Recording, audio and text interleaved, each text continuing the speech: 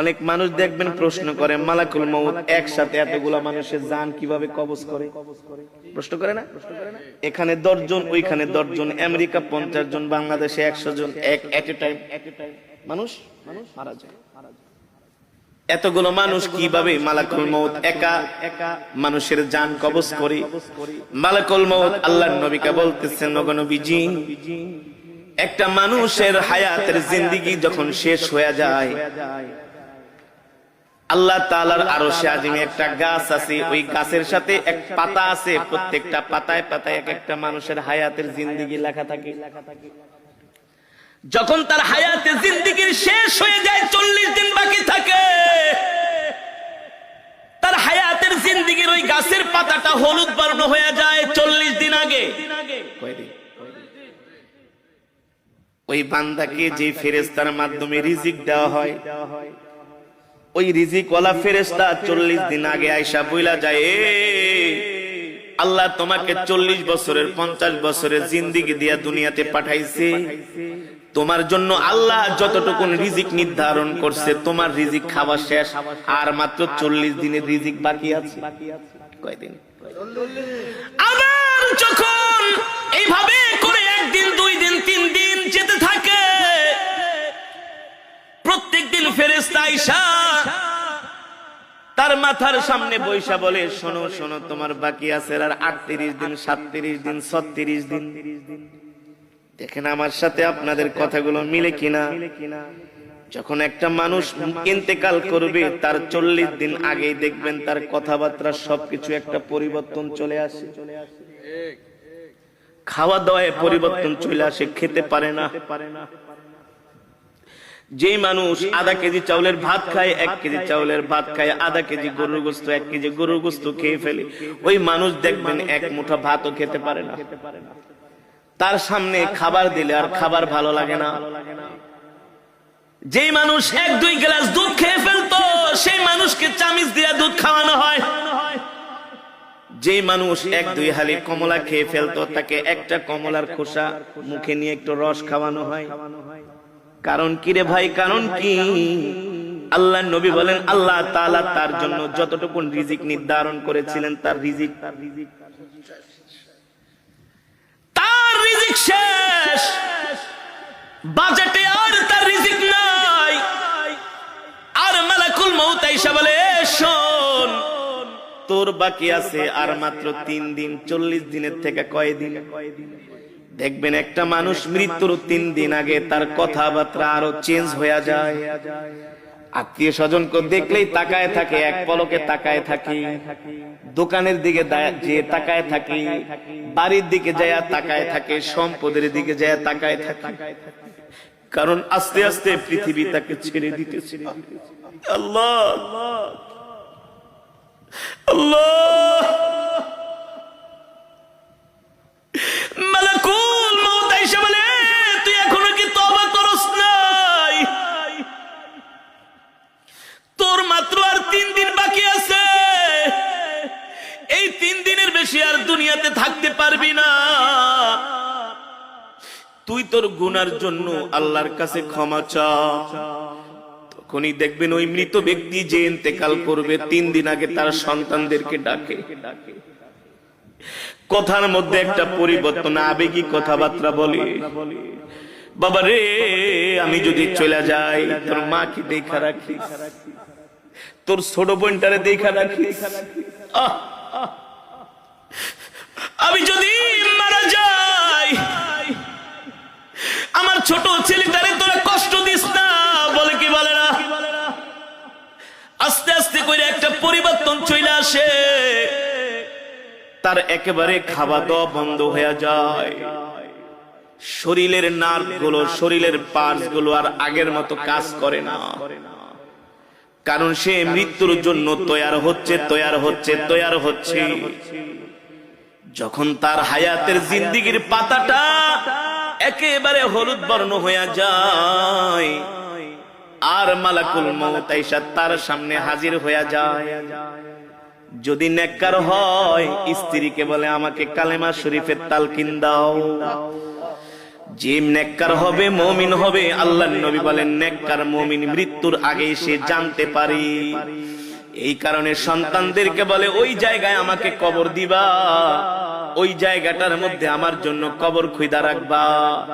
আর শোনো শোনো, আমার মৃত্যুর পরে বেশি দেরি করবা না, তাড়াতাড়ি আমাকে কবরে ঢুকাই দিবা। আমার মৃত্যুর পরে আমার জন্য কান্না করবা না, কান্না করবা না। যদি আমি সন্ধ্যায় মারা যাই, এশারের আগে আমাকে কবর দিয়া দিবা। এভাবে নসিহত করে, নসিহত ওসিয়ত করে। কারণ কি? কারণ কি? আল্লাহ নবী সরকারে দো আলম বলেন নেককার ব্যক্তির মৃত্যুর আগে সে সব জানতে পারে, সব দেখতে পায়। এ কারণে একজন জান্নাতি মানুষ সব সময় মৃত্যুর জন্য তৈয়ার থাকে, প্রস্তুত থাকে। ঠিক কিনা বলেন? কেমন তৈয়ার, কেমন প্রস্তুত? তার নখগুলো কাইটা রাখে, তার চুলগুলো কাইটা রাখে, তার লোমগুলো কাইটা রাখে, ওযু অবস্থায় থাকে। যে কোনো সময় মালাকুল মউত তাকে পাকড়াও করতে পারে। ঠিক কিনা বলেন? আল্লাহর নবী সরকার দো আলমের ইন্তেকালের আগে আল্লাহর নবী আম্মা জান আয়েশাকে বলে, আয়েশা রে আমার মিসওয়াকটা দাও। আম্মা জান আয়েশা বলে, আমি আল্লাহর নবীর হাতে মিসওয়াক দিলাম। আল্লাহর নবী সুন্দর করে মিসওয়াক করতেছেন। মিসওয়াক করার পরে উত্তম রূপে আল্লাহর নবী ওযু করলেন। আমি জিজ্ঞেস করলাম, ও প্রাণের স্বামী আল্লাহর নবী, আপনি এত সুন্দর করে মিসওয়াক করতেছেন, ওযু করতেছেন, কারণ কি? আল্লাহর নবী বলে, এ আয়েশা, একটু পরে আমার জান কবজ করার জন্য মালাকুল মউত আমার বাড়িতে হাজির হবে।